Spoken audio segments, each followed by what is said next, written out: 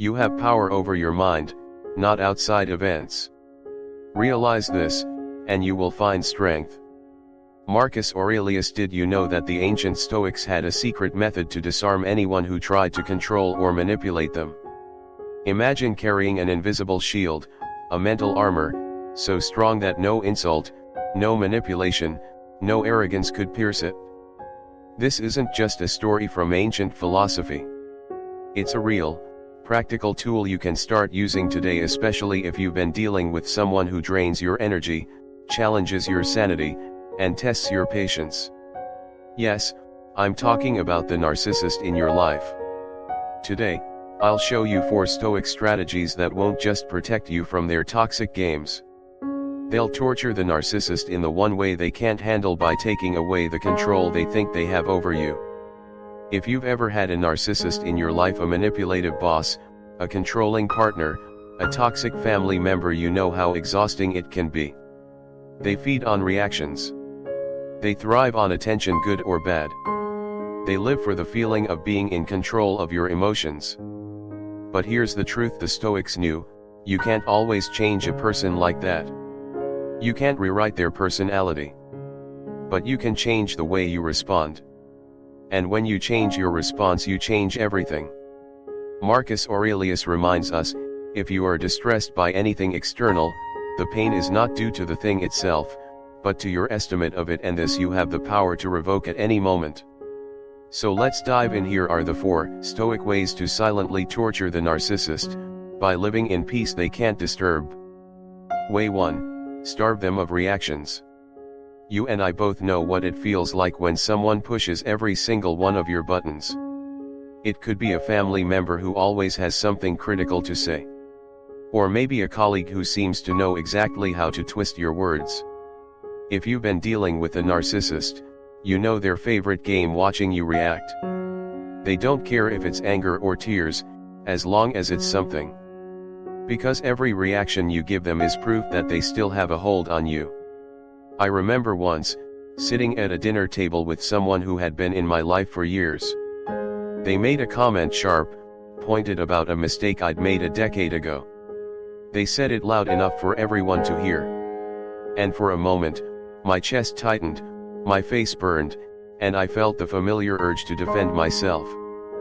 But then I remembered something I had learned from the Stoics, from Seneca: in fact, we suffer more often in imagination than in reality.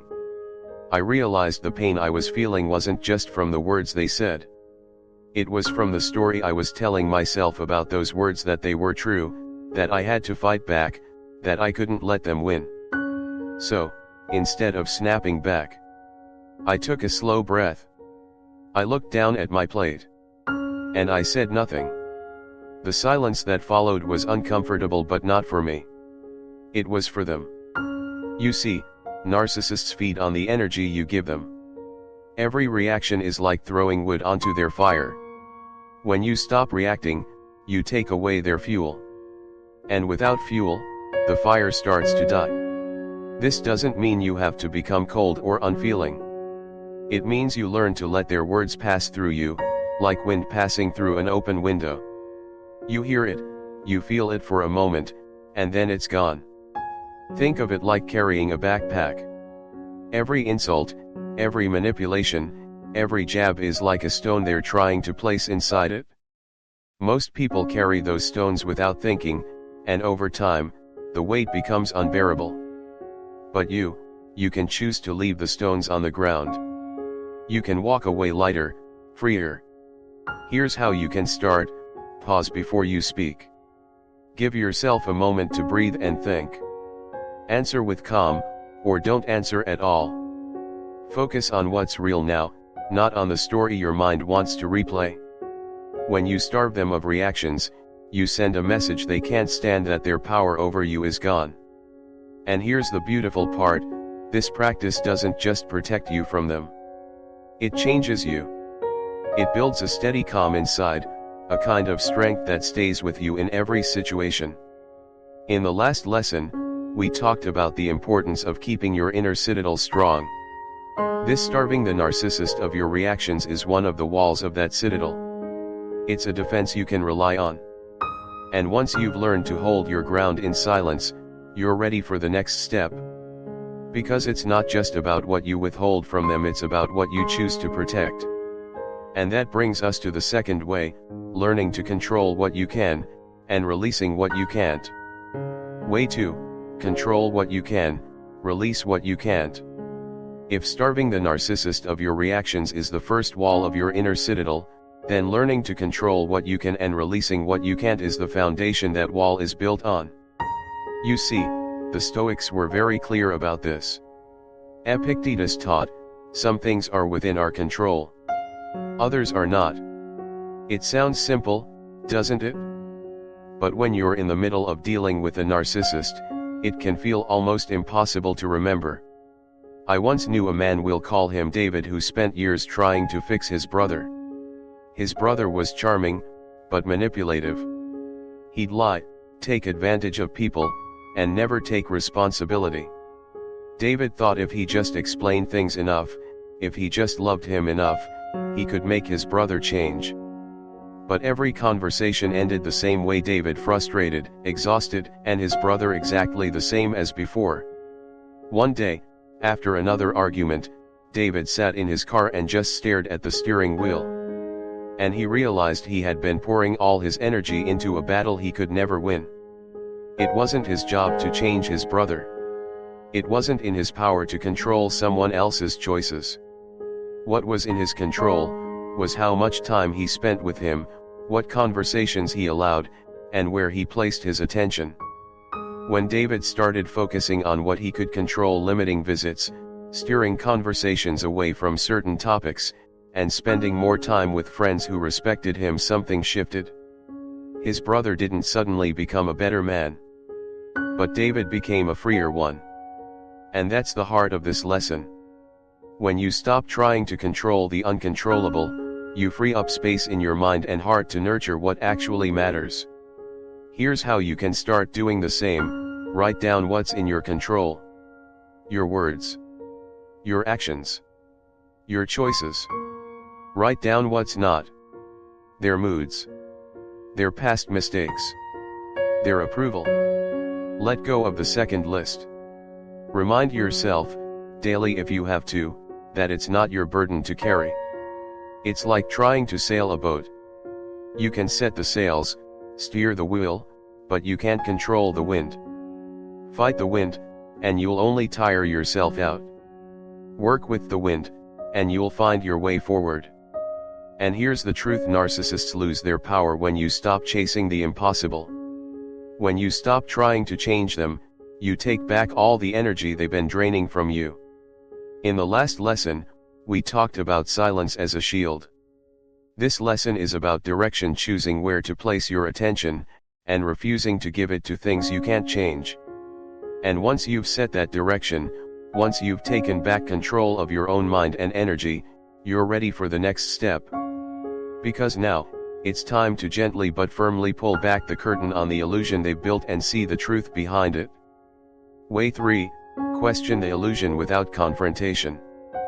By now, you've learned how to hold your silence, and you've learned to focus only on what you can control. The next step is to gently see through the mask they wear. Not by tearing it off. Not by fighting them in a heated argument. But by asking quiet questions that reveal more than they expect. You see, narcissists live behind a carefully constructed illusion. They project an image of perfection, superiority, and control. It's a shield they built over the years, a way to hide their own insecurities. I remember having a conversation with a woman I once knew. She was the kind of person who could walk into a room and immediately dominate the attention. Her stories were grand. Her accomplishments always seemed just a little too perfect. One evening, as she boasted about an investment that supposedly doubled her money in 2 weeks, I didn't argue. I didn't roll my eyes or try to prove her wrong. Instead, I smiled softly and asked, "Oh, how did you come across that opportunity?" It wasn't a trap. It wasn't sarcasm. It was genuine curiosity. And in that moment, something changed. Her confident posture shifted. Her eyes darted for just a second. Because when the mask is questioned without attack, it's much harder for them to keep it perfectly in place. That's the power of this lesson. You're not out to destroy them or win the conversation. You're simply refusing to buy into the story without thinking for yourself. The Stoics called this prosody attentive awareness. Being fully present, watching, and listening with care. Noticing the details that others miss. When you practice this, you begin to see the cracks in their narrative. You start to understand that the image they project is not the truth, and it's not your job to fix it. Here's how you can apply it: ask open-ended questions instead of making accusations. Stay calm and neutral no matter how they respond. Listen more than you speak. This approach does two things. First, it keeps you from getting dragged into their emotional game. Second, it slowly shifts the balance of power because you're no longer reacting to the illusion. And here's the part they hate most: when you no longer believe in their exaggerated self-image, their influence over you fades. Not because you fought them, but because you quietly stepped out of the play they were directing. In the last lesson, we talked about choosing your direction, focusing your attention on what matters. This lesson builds on that. When you see through the illusion, you stop wasting your energy on shadows. And that opens the door to the most powerful step yet: building a life so rich, so full, that their drama becomes nothing more than background noise. Way 4, build a life they're not part of. You've learned to hold your silence. You've learned to protect your energy. You've learned to see through the mask. Now, it's time for the most liberating step of all: building a life that doesn't need their presence, or their approval, to feel whole. Marcus Aurelius once said, "Waste no more time arguing what a good man should be. Be one." And I believe that's true for all of us. Don't waste your life proving your worth to someone who will never truly see it. Instead, live in a way that makes their opinion irrelevant. I remember meeting a man in his early 50s, we'll call him Robert. For years, Robert had been trapped in a cycle with his ex-wife, a woman who knew exactly how to pull him into arguments, even years after their divorce. He admitted that for a long time, he thought the only way to win was to prove her wrong. To get the last word. To make her finally admit she had been unfair. But one day, something shifted. Robert started spending more time hiking, joined a community choir, and took a woodworking class he had always dreamed of. Little by little, his life began to fill up with new experiences, new people, and new joy. And here's the beautiful part: the more he built that life, the less space there was for his ex-wife's drama. It wasn't that she stopped trying to provoke him. It was that he no longer had the time, or the interest, to engage. That's what building your own life does. It makes their chaos feel small. It makes their control over you disappear. Here's how you can start: revisit old passions you've put on hold. Invest in relationships with people who bring out the best in you. Create routines that make you look forward to each day. Think of it like planting a garden. When you tend to the flowers, the weeds naturally get less sunlight. They don't just die because you pulled them out, they fade because they no longer have what they need to grow. And this is important: this step isn't about making them jealous. It's not about showing them you've moved on. It's about creating a life that's so aligned with who you are, that their presence or absence no longer defines you. When you reach this point, you'll notice something extraordinary. Their words don't sting the same way. Their attempts to control you feel almost irrelevant. Because you're too busy living a life that matters. In the last lesson, we talked about stepping out of their illusion. This lesson is about stepping fully into your own reality, one where you are the main character, and the narcissist is nothing more than a background figure in a story they no longer get to control. And when you combine all 4 lessons: silence, control, clarity, and independence, you become untouchable. Your peace of mind is your sanctuary. A fortress no one can breach without your permission. The narcissist's greatest weakness is losing control over your emotions. When you starve them of reactions, control what you can. question their illusion without fighting, and build a life they can't touch. You've already won. If today's lesson resonated with you, don't stop here. There's another Stoic strategy that can make you completely unshakable, no matter who tries to bring you down. Click the video on your screen now and let's keep building that inner citadel together. If you found value in this video, please subscribe, like, and share it with someone who needs it. You're part of a rare group people who choose wisdom over drama. Let's walk this path together.